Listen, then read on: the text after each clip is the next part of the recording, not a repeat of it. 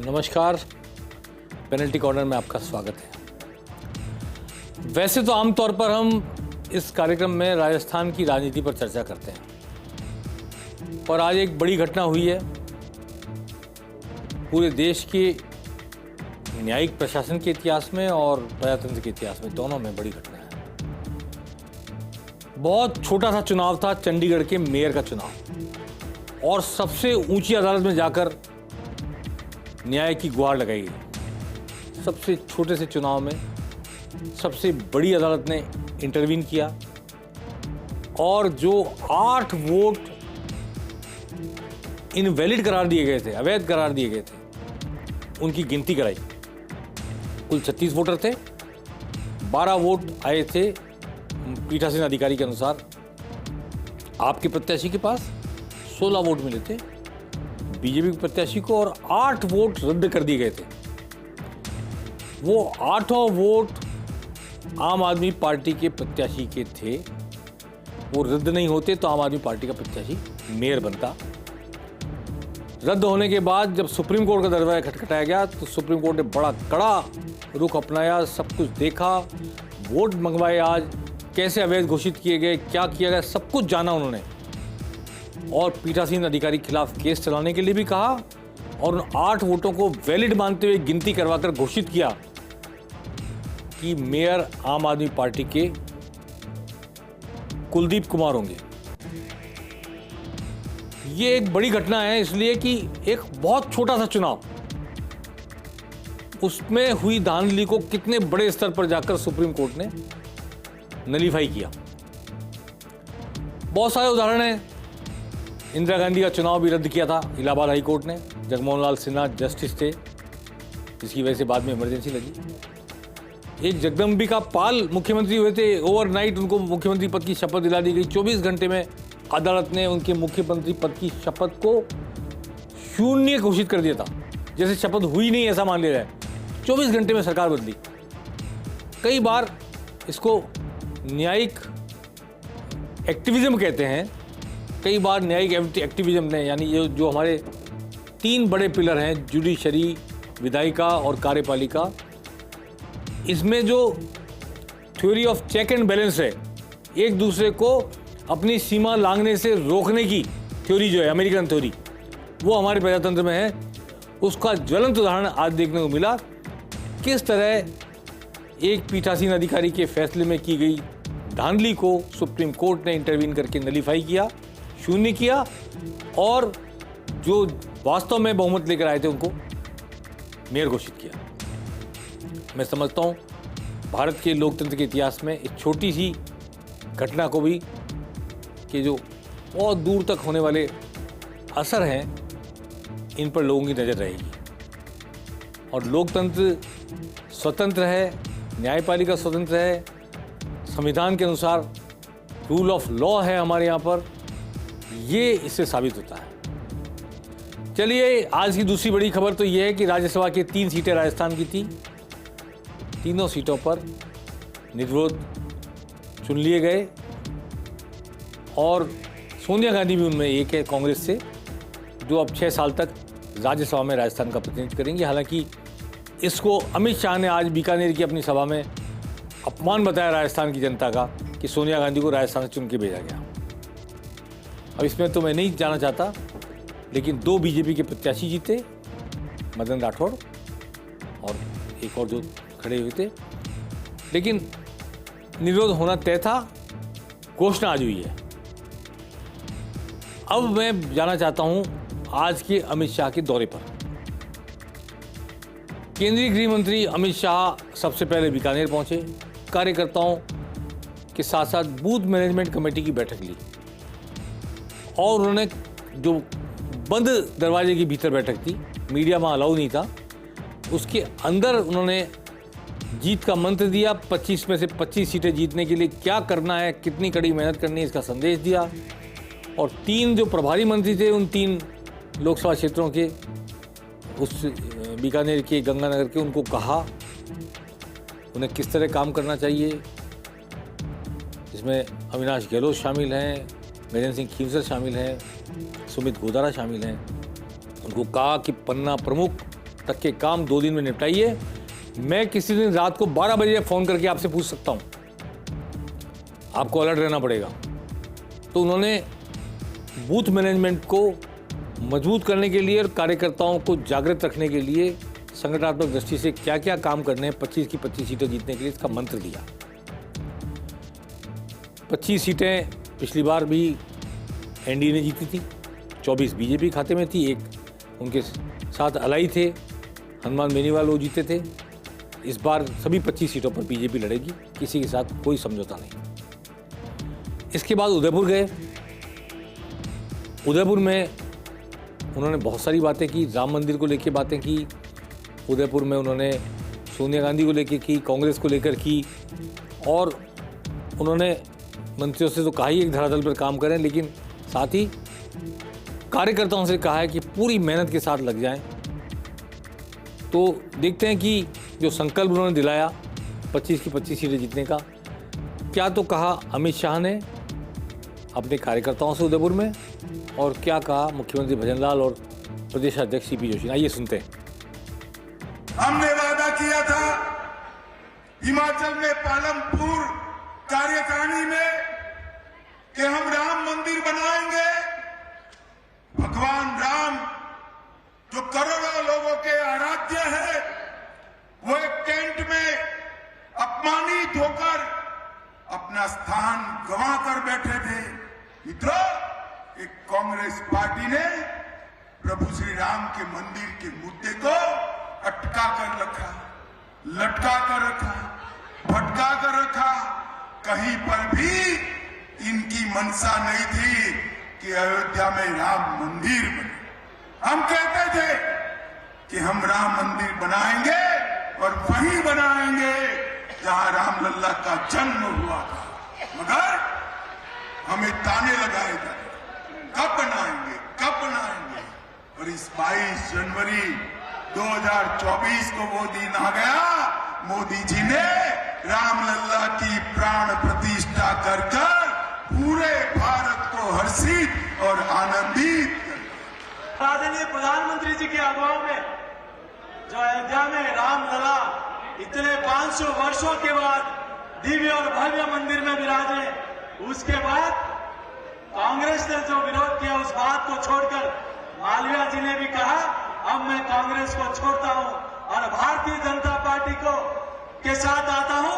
वह भारतीय जनता पार्टी जिन्होंने बागड़ क्षेत्र में एकलव्य मॉडल स्कूल दिए, वंदन योजना दी, हाईवे दिया, रेलवे दिया, हर गरीब को आवास दिया, शौचालय दिया, मॉडल स्कूल दिया, मेडिकल कॉलेज दिया, और अयोध्या में प्रभु श्री राम लला का मंदिर दिया। अब मैं कांग्रेस में नहीं रह सकता, मैं भारतीय जनता पार्टी की सदस्यता ग्रहण करता हूं। और आज इसीलिए आज ये भी आज इस मंच पर बैठे हैं आदरणीय गृह मंत्री महोदय, मैं पुनः आपका स्वागत और अभिनंदन करते हुए ये विश्वास दिलाता हूं कि तीनों लोकसभा के कार्यकर्ता ये कमल के फूल का इंतजार कर रहे हैं। इनका प्रत्याशी कमल का फूल है और लोकसभा चुनाव में तीनों लोकसभा क्षेत्र से कमल खिलाने के लिए ये मेवाड़, बागड़ और कांठल के कार्यकर्ता तैयार बैठे हैं। मैं आपको कहना चाहता हूं कि हमारी सरकार को 2 महीने हुए हैं और 2 महीने के अंदर जो हमने संकल्प पत्र में जो वायदे किए थे, हमने उन वायदों को पूरा करना प्रारंभ कर दिया है। आपने देखा होगा कि हमने वायदा किया था कि हम रसोई गैस का सिलेंडर 450 रुपए में देंगे। हमारी 15 दिसंबर को सरकार बनी थी, 25 दिसंबर को हमने ये फैसला लिया था और 1 जनवरी से 450 रुपए में सिलेंडर देना हमने प्रारंभ कर दिया, जिसका फायदा राजस्थान के लगभग 74 लाख महिलाओं को यह फायदा मिलने वाला है। यही नहीं मित्रों, हमने कहा था कि किसान सम्मान निधि 6000 से बढ़ा करके 12000 की जाएगी। केंद्र से हमारी सरकार को 6000 रुपए मिलते हैं और हमने चरणबद्ध तरीके से 2000 रुपए किसान सम्मान निधि बढ़ाने का हमने काम किया है और हमने 6000 से 8000 रुपए सम्मान निधि को किया है। यही नहीं मित्रों, हमने कहा था कि हम किसानों की एमएसपी का दाम बढ़ाएंगे गेहूं का, और हमने 2275 से 125 रुपए बढ़ा करके किसानों की गेहूं की एमएसपी का दाम 2400 रुपए करने का काम हमने किया है। हमने कहा यह नकल हुई थी 19 पेपरों में से 17 पेपरों में नकल हुई थी। हमने कहा हम एसआईटी गठित करेंगे।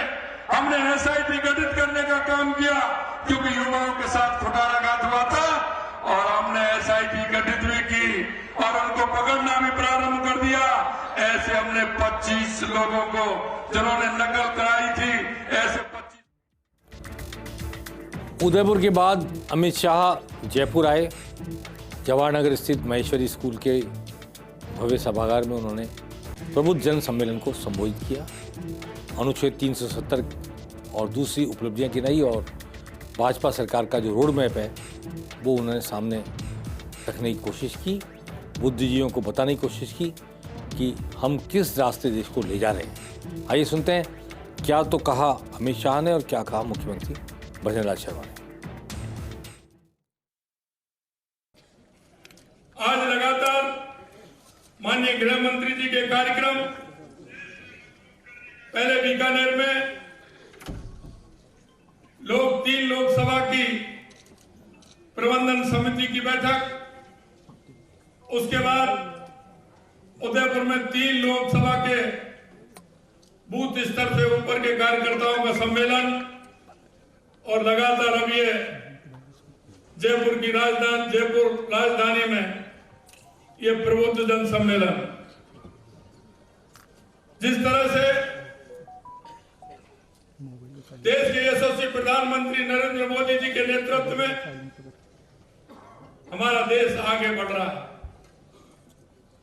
और हमारा देश आगे ही नहीं, 2014 के बाद देश के यशस्वी प्रधानमंत्री नरेंद्र मोदी जी ने देश के राजनीतिक पार्टियां और राजनेताओं को बदलने के लिए मजबूर कर दिया है, क्योंकि 2014 से पहले देश की जो स्थिति थी,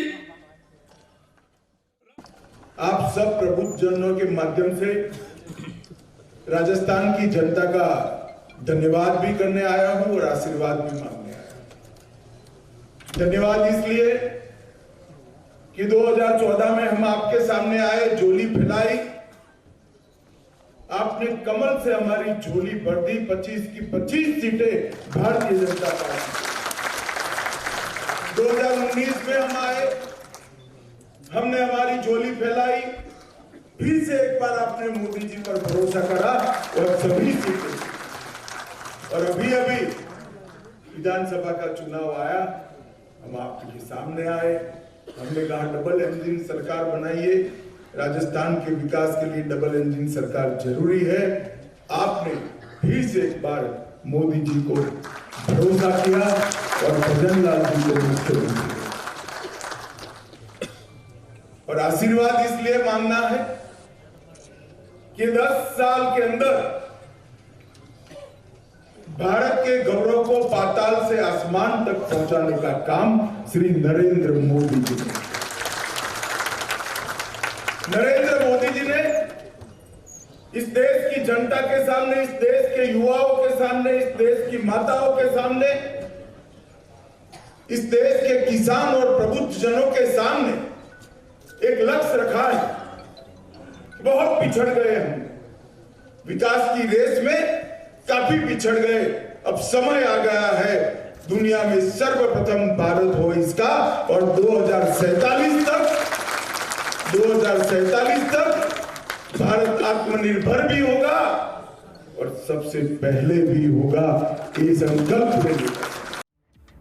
भारतीय जनता पार्टी बहुत सतर्क है, बहुत संगठित है, बहुत सक्रिय है, और कांग्रेस जो एकमात्र पार्टी है भाजपा के सामने राजस्थान में, वो 25 सीटों पर कैसे तो उम्मीदवार तक उतारेगी और कैसे चुनाव लड़ पाएगी, यह यक्ष प्रश्न हर किसी के जेहन में है।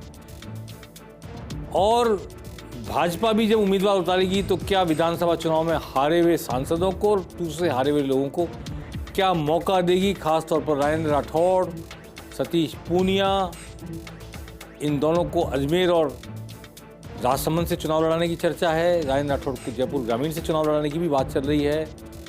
हवा में बहुत सी बातें हैं। अजमेर के सांसद भागीरथ चौधरी मात्र 33-35 हज़ार वोट ले पाए विधानसभा चुनाव में। देवजी भाई पटेल 30,000 वोट ले पाए मात्र। क्या इनको आजमाया जाएगा फिर से दोनों सांसदों को लोकसभा में? नरेंद्र खीचड़ को अब मौका दिया जाएगा? ये सारे सवाल अभी तैर रहे हैं। इनके जवाब नेचुरली दिल्ली से ही आएंगे।